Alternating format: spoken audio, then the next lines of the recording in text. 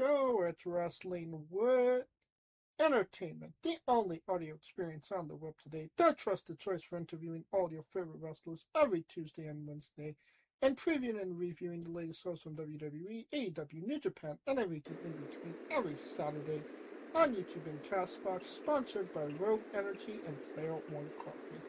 I'm, of course, your host, James J., alongside Kaliko Yas. I mean, my ankles are hurting from working them poles. You know, them high heels can only go so far.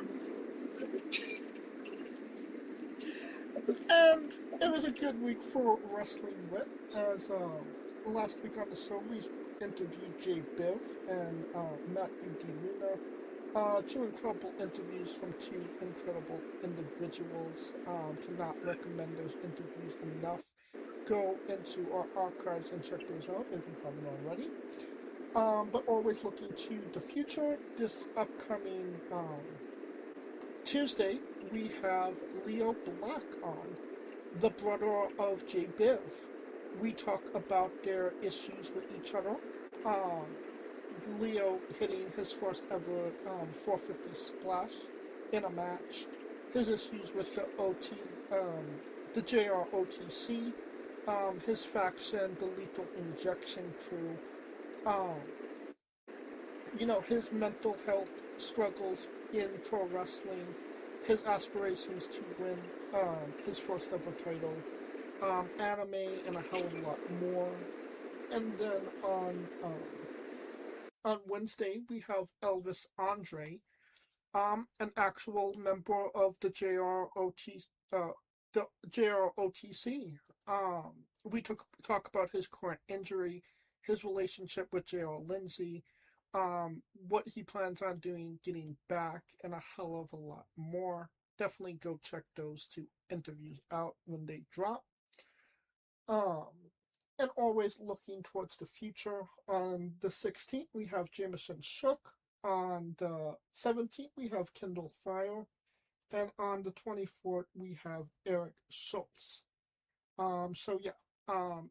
Things are looking great for our interviews for June. Definitely go check out our social media at Wrestling with Ebook to check out who we're interviewing, when we're interviewing them, links to those interviews, and more. All right, I think we're done putting ourselves over. No, Kaliko? I mean, putting yourself over, you about as big as the New York Knicks right now. I don't feel like I'm as big as the Knicks, but I definitely do feel like I was cursed by Danhausen. I mean, it's working on the Spurs right now, so let's. Yeah, we'll see what happens now. It's a great day for wrestling because we are wrestling with the news. And earlier this week, Mercedes Moné made her return to AEW TV, defeating either I think Jamie Hayter or Will Ospreay's wife. I can't remember which one. But she advanced in the Owen Hart Foundation tournament. So obviously moving forward to that. I think it's great to see Mercedes back. Obviously 6 months away. What is old is new again. I mean, that's true. I mean, but people were cheering. Oh yeah, they're happy that's to see kind her of. back.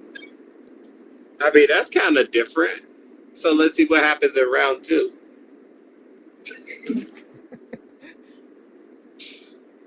Well, I would say that, it's interesting because you can correct me if I'm wrong, but she won this tournament already. I believe she won it Last year. Yeah, last year. Last year. So, I mean, do you kind of see her winning 2 years in a row? I mean, I can definitely see her wanting to win 2 years in a row, or just two times in general. That's a great question. If they want her back in the title picture, that's the only way I could see her getting it back. Because I don't see it any other way. I mean, her just being Mercedes, is obviously, enough for her to get it back, I would say. But I mean, the biggest difference this year compared to last year was, obviously, the elephant in the room was somebody called Tony Storm. So, she was keeping Mercedes from, that main title. And, I like Tekla. I think she's doing great with the championship and, is going on a pretty good run of her own. Um, but I feel like, if Mercedes tells Tony, I want that belt, he's going to, do it in spite of, Tekla. Because obviously Tekla is not as big of a star as, Tony Storm is.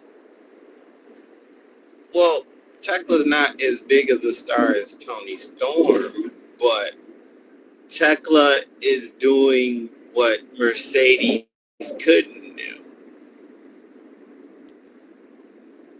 That which is. is like, which is making challengers out for the championship.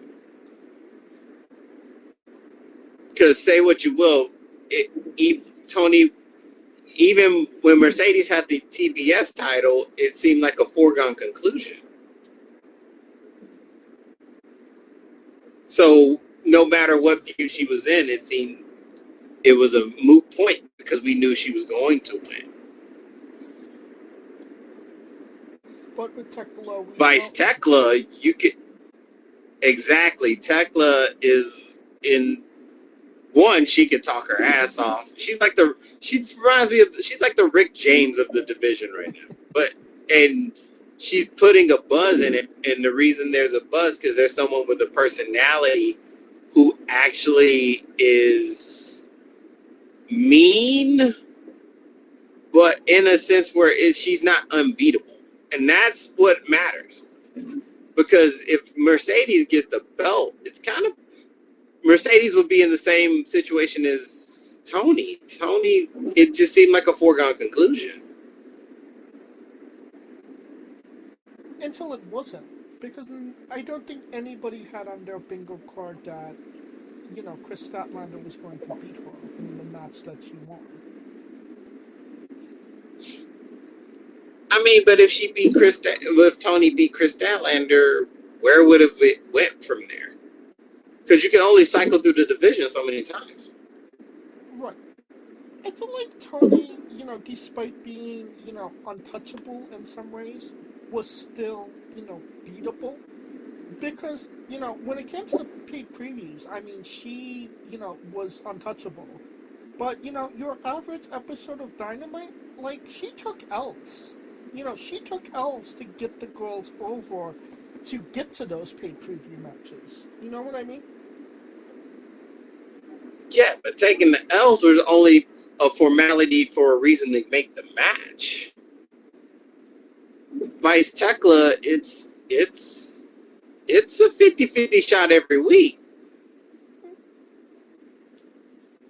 I mean, I feel like that's not how she's been presented on TV too often. They do kind of so present her as like the big bad that's hard to slay, for sure. But, Oh wow.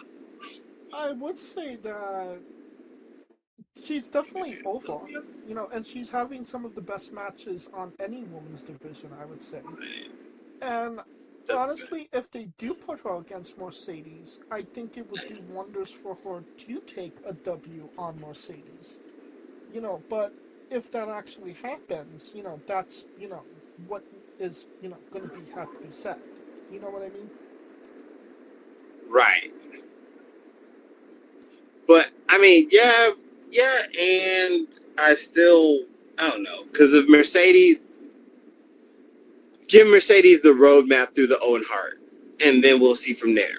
But we also got to see how they respond to Mercedes after round one, because everyone's happy that she's back. Now let's see what happens, Right. depending on who she faces. Because is Mercedes coming back a face, a heel? right? 'Cause she just came back, so we don't know what her arc is. Right. And if she's working heel, it makes no sense to have Tekla there. It makes no sense to have Tekla and Mercedes clash. That is a good point, I would say. I think we just need to see how things develop, but it does feel like Mercedes is walking her way towards the one title that's eluded her in AEW at this point. That's just my opinion. I mean, that's true. It's just I mean, we know it's a matter of when. It's just a matter, but but it also matters who is it she's snatching it from. Because if Tekla loses to, say, like a Statlander, then you can see it, or loses to a Hater, then you can see it, or lose it. It just depends on who's holding the belt Right. at that moment. Well, currently holding the TNA Heavyweight Championship is Mike Santana. His contract comes up at the ending of the year, and there is expressed interest in WWE in signing him. I like Mike. I think obviously it would make the most sense for him to start off on NXT. And I think that he's a really good talker as well. I would just say his biggest problem is maybe his age. I mean, by the time he gets to WWE, he'll be 36. So, I would say that that's not a lot of time to build, a new star. He's obviously on time at that point. So if you're not hitting the iron while it's hot, it kind of, he could fall to the wayside. And by the time they pick him up again, it could be too late. You understand what I mean? I mean, I get that. I also just think that, I mean, from what a person that I know, they've been looking at Mike Santana for a minute, along with when they were looking to get Santana when they were trying to get Hendry. So to me, he's going unless he just chooses not to go. I think the door is there. It's just a matter of when he chooses to go through it.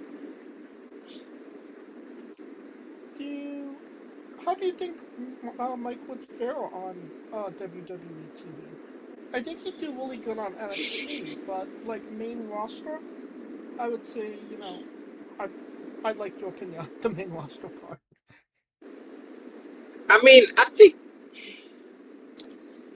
See, that's the thing too, because it's a lot of. I mean, who's to say he has to go on the main roster? Because keep in mind, I mean, AAA is still running around. It doesn't necessarily mean he has to go to Raw or SmackDown. He could spend a couple years running around in AAA and NXT for all that matters.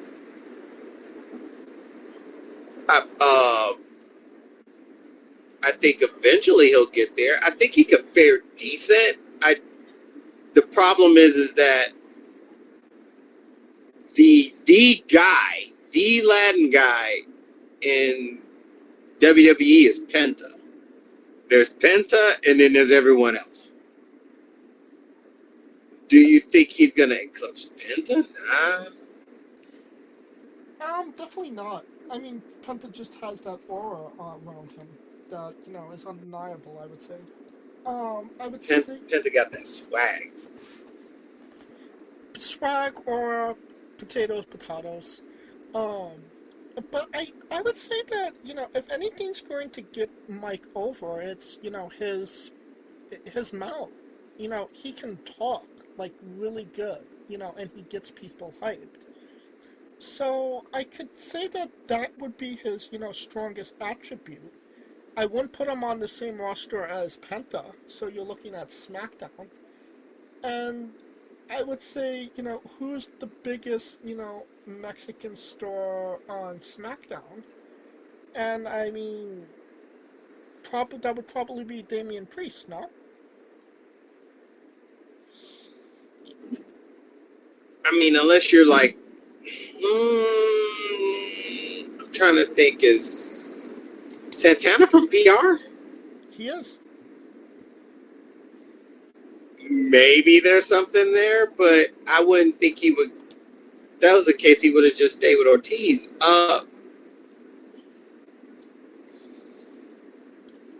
I mean, I would say let him be in NXT. He's already got the following there. Let him try to build the capital and see if that grows and transitions to SmackDown on the main roster. And if it doesn't, I mean, AAA is still there. I mean, either way, I wouldn't say. I would say that he would do well. And obviously, again, he's a good talker and he's a solid hand. So, he could definitely make a space for himself on, the mid card, I'd say. It would just be a matter of, getting, to that upper echelon if he ever does. You know what I mean? Um, uh, yeah, but I mean, they're already seeing. I mean, the talents, the powers that be are already eyeing him. Right. So, Well, I mentioned, um, Santana, maybe on the older side of things. And somebody else that's on the older side of things is LA Knight. And in a recent interview, he said that, he doesn't see himself wrestling past 50. He's currently 43 right now, I believe. So, that only gives him, 7 years left in the business. Um, some might not say that that's a lot of time. Um, I could also make the argument that Stone Cold entire WWE run was 7 years. So, I mean, it's enough time to do a lot of damage, but, they never seem to want to give him that ball. And, for whatever reason, they don't seem to like LA. Um, and I mean, the people love him, but it doesn't seem like they're giving him that chance. You know what I mean? um,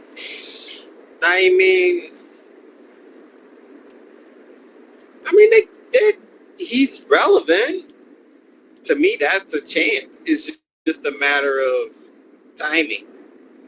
Because, because to me, I'm looking at him like, okay, does he have a title? No. Does he need a title to be relevant? No. But they're not doing anything with him. And I mean, it's not about. I think he.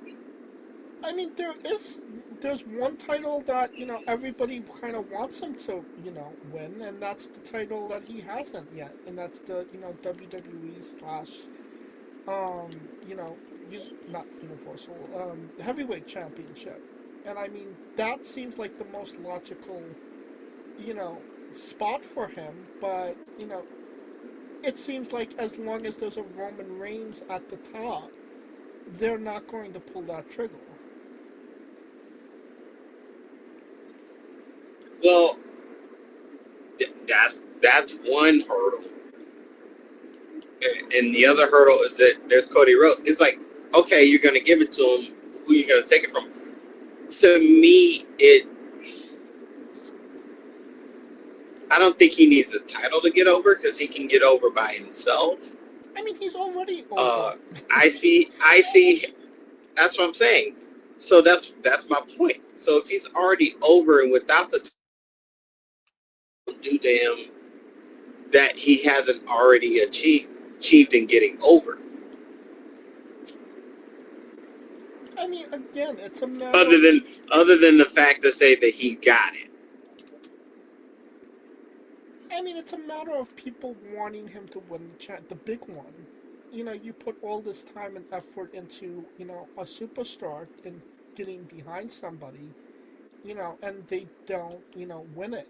It's disappointing. I would say you want to see your guy win the big one, and he hasn't. He hasn't even really come close to it. Like maybe like a year, like 2 years ago, he won the not the Intercontinental, United States Championship, and honestly, he hasn't done a lot since then. If I'm being completely honest, it there's been opportunities where he could have done things, but you know, like you said, the timing was just off, and they never pulled the trigger. But, at some point, if you want to pull the trigger on somebody, you just kind of have to do it. Because then it just becomes, it becomes too late to pull the trigger. And the rounds are, blank. I don't think it's too late. Because keep in mind, I mean, he's 43. That's, in wrestling terms, that's prime. Because that's 40, in your 40s, that's prime where you're like, where it's all coming together. The mic, the in-ring skills, the psychology, the storytelling. That's when all that comes together. So it's not like I mean, 7 years, he can do a lot in 7 years. But unless he wins Money in the Bank or the Royal Rumble, he ain't getting it. And that's the problem. Because you have only 7 more Money in the Bank ladder matches, 7 Royal Rumble matches. That's 14 opportunities in 7 years. I don't know how that equates. Okay. I mean, I don't know how that equates from, how many, months, how many days, and everything. But I would say you only have an opportunity twice a year to get a championship and nothing else. It just kind of seems, you know, like the odds are not in his favor in that regard. I mean, I'm trying to think. When was the last time people were behind someone to get the big one where it wasn't a long-term investment? Like, Cody was kind of a given. But, like, when I think of LA, I think of Cesaro. And where the people were behind him and they were wanting him to win it so bad. And it's like, if he's already over, what will the belt do to him? Because you want the belt to kind of,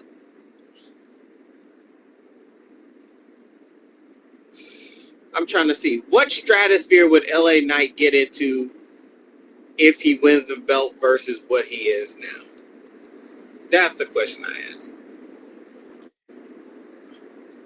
I mean, Because he's already doing commercials. He's already kind of he's somewhat in those commercials, and not as mainstream, but he's there. I mean, I wouldn't say that it's a matter of, mainstream. It's a matter of, wanting your guy to do well and win the big one. Like you said, Cody wanted to finish the story, and people got behind him because of that. You know, Daniel Bryan, there was no story, and, people got behind him, wanted him to be their guy, and it essentially, changed WrestleMania plans. So, I mean, it doesn't seem like they're giving, LA the same grace, I would say. But the biggest difference between those two were that it was bona fide that it was their year, and they tried to subvert the people into thinking otherwise. Well, If it was his, I mean, seriously, that was the biggest difference.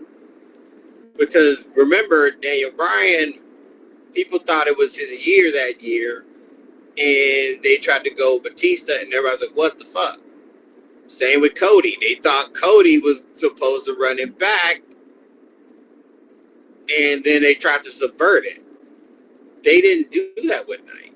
If they had did that with Knight, where Knight had the main event with Roman. Roman loses the belt, or Roman retains. Knight wins the Rumble, and then they tried to subvert him. They would be behind him.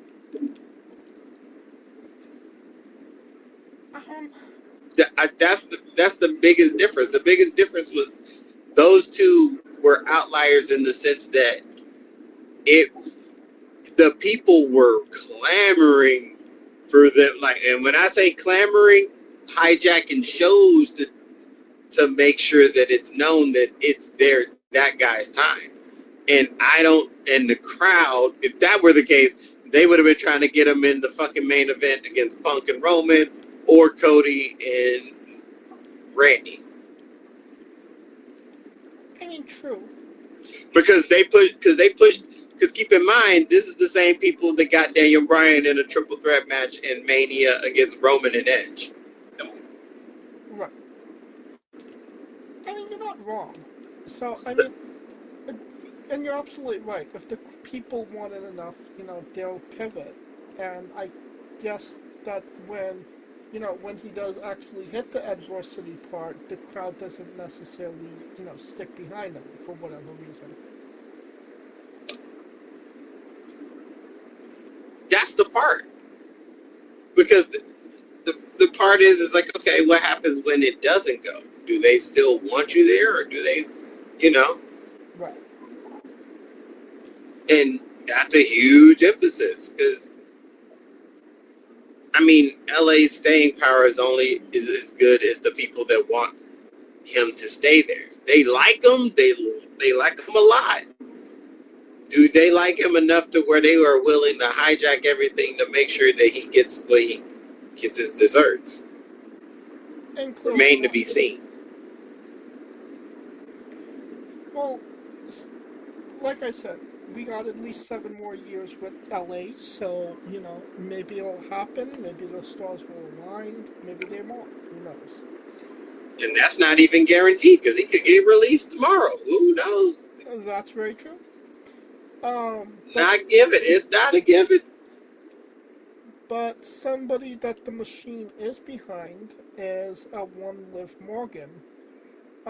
Since winning the women's championship at WrestleMania, she has defended it 0 times. I believe she's only had one match since winning the championship, and there is no feuds for her moving forward.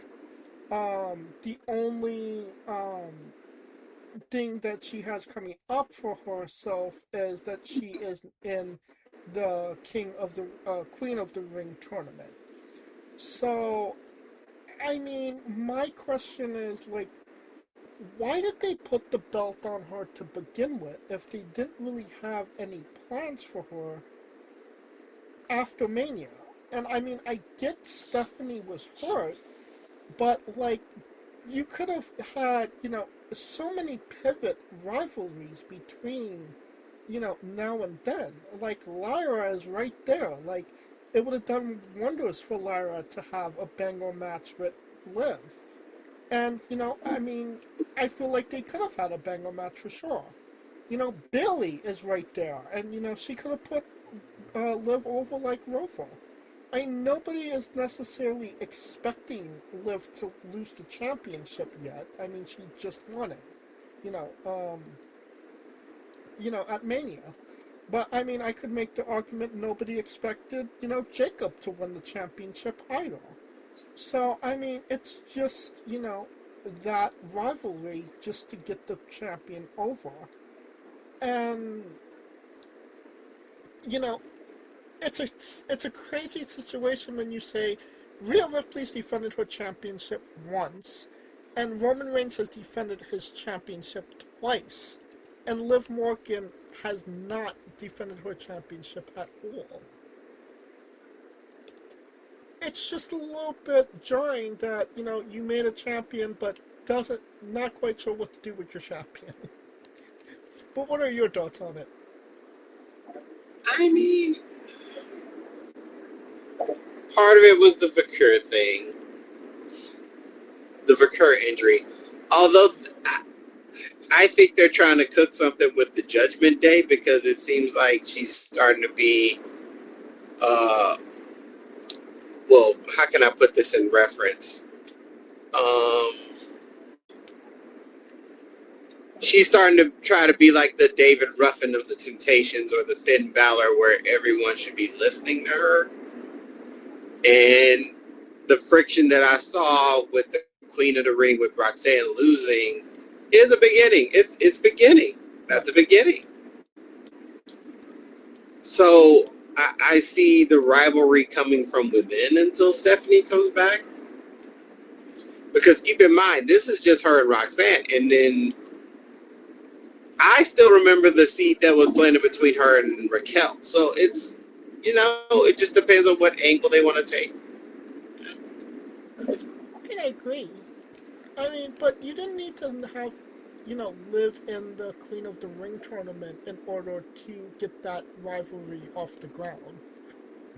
You know, it, if you're having your champion be in the tournament for a number one contender spot, it it doesn't. It's not a good look.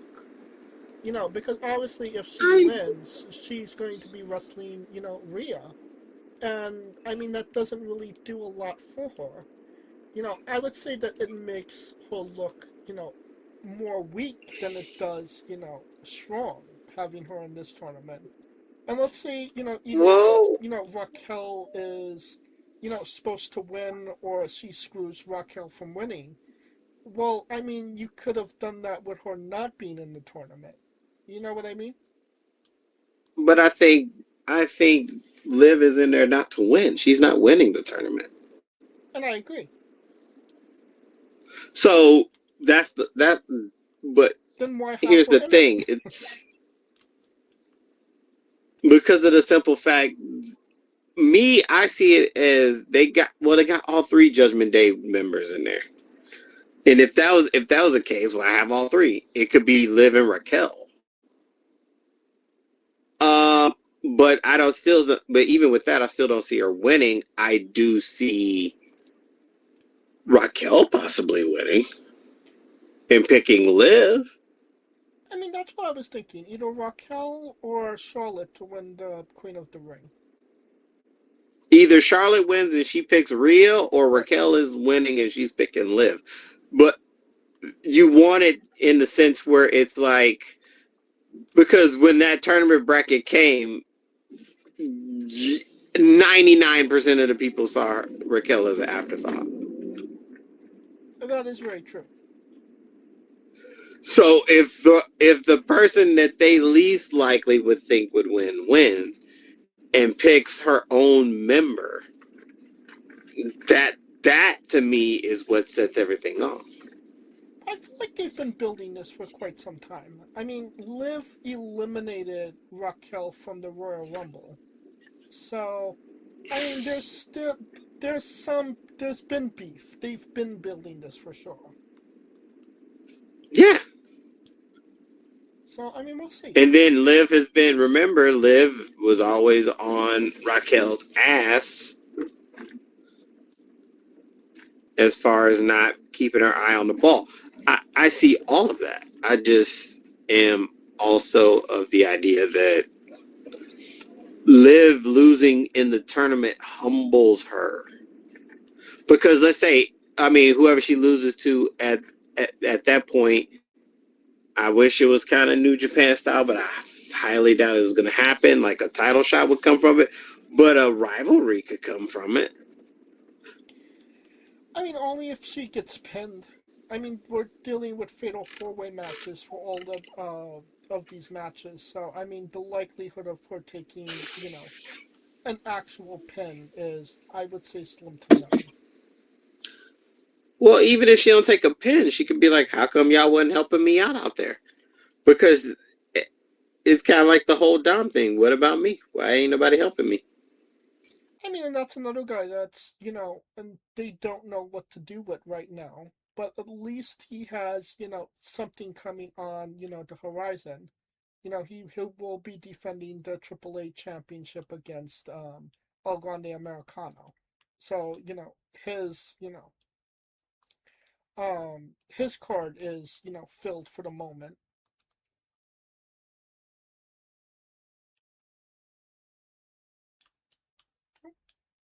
Kaliko? Yeah, that collision course is coming. I mean, hmm, we'll get to that when we get to that. But as far as Right. for Liv, it just seems like it's just leading to not even an implosion, but a deeper cracking of the women's side of the Judgment Day. Agreed. Talking about rivalries, the Monday Night Wars have, reignited again, kind of, sort of. Yeah. At the ending of the month, uh, NXT Great American Bash will be going head to head with AEW's Forbidden Door event. Um, Somebody saying, "Oh, well, it's paid preview versus paid preview. They're going up against each other. They're trying to flood, each other competition." But I wouldn't really call this competition, honestly. I mean, this is two very different animals here. The NXT show is going to be on live TV on CW Network. It's yet to remain seen if it's going to be 2 hours or 3 hours.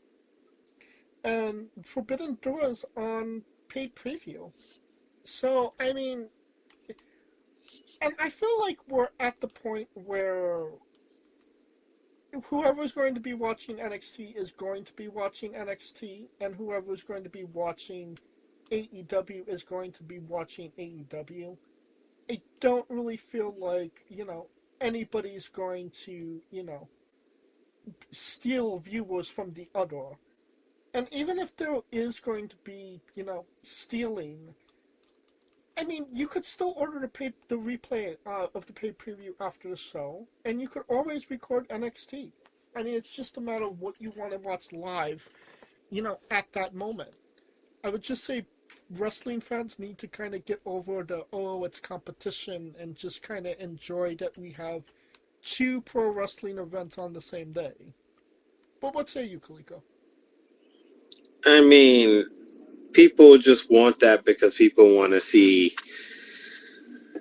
I mean, this is on both sides. Everybody wants to see the other company get knocked down a peg, and I get the natural competition of it all. You know, it's kind of like NFC versus AFC at this point.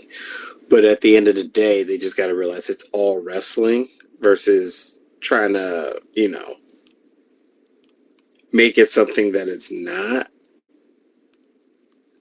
Right. And at this point, I mean, just be glad we even got. Because keep in mind, 10 years ago, this was not a thing. I mean, to watch multiple shows in a day. I mean, you're not wrong. But I mean, again, I don't see this as, oh, it's a competition, war, who's going to get the more ratings. Like, it's a it's a free show on TV compared to a paid preview you have to pay $50 for. Like, these are not these are not the same thing, and we shouldn't really treat them as the same thing either. Yeah, that's true. Should not. And just enjoy it for what it is. Right. Right. I think that will conclude our coverage of the news, and now a quick word from our sponsors. Hey, folks, this is the Colossal Mike Law, and you are listening to Wrestling with Entertainment. Enjoy the show. Support these guys. We appreciate it very much. We'll see you at ringside.